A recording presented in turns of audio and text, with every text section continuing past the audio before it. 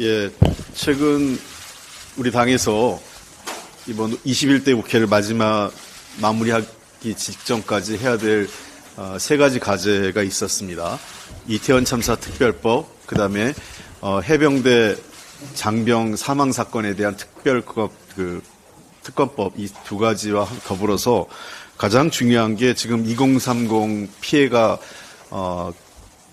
가장 많이 있는 전세사기 특별법의 처리입니다. 정부와 국민의힘은 전세사기 특별법 제정 당시에 여야가 합의했던 실태조사와 보안입법 약속을 이행하지 않으면서 전세사기 피해자들의 고통과 눈물을 방치하고 있습니다. 지난 2월 전세사기 특별법 개정안이 본회의에 직회부된 이후에도 무책임에 대한 반성 없이 계속해서 반대만 주장하고 있습니다. 이는 총선 민의에 반하는 행동으로 아무런 정당성도 없는 것입니다. 국토부는 전세사기 특별법 개정안의 핵심 내용인 선구제 후회수 프로그램과 관련해 아무런 근거도 없이 수조 원의 예산이 소요된다는 입장문을 발표한 바 있습니다. 오로지 반대만을 위한 정치적 주장으로 전세사기 피해자들을 보호할 책임이 있는 정부 부처가 부끄러움도 없이 무능과 무책임으로 일관하고 있는 것입니다.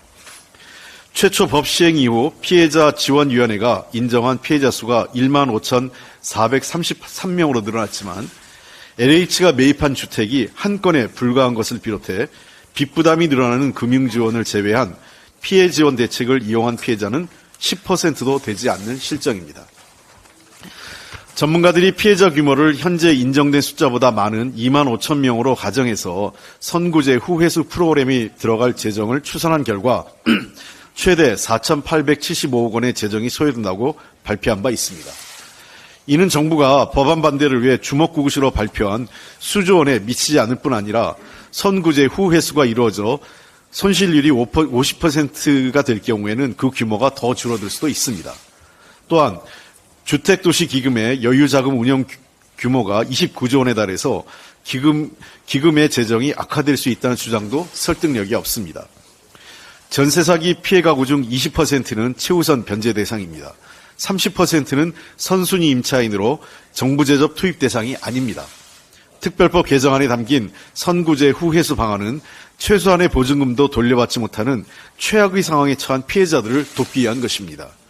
특히 이 대상에는 2030이 압도적으로 많습니다. 그럼에도 정부가 피해자들의 고통을 해소하지 못할 망정 근거 없이 사실을 왜곡해 소요 재원을 부풀리게 하고 혐오를 부추겨 국민을 편가르게 하는 것은 매우 잘못된 것입니다. 주거는 가장 기본적이고도 중요한 기본권입니다. 이를 국가가 무책임하게 방치하고 외면해서는 안 됩니다. 정부와 여당은 정확한 실태조사와 보안입법 약속을 지키고 개정안 처리에 적극 협조해야 합니다. 5월 2일 본회의를 반드시 열어서 전세사기 특별법에 대한 본회의 부의를 확정할 생각입니다. 그리고 5월 국회 마지막에 이 법안을 꼭 처리하겠습니다.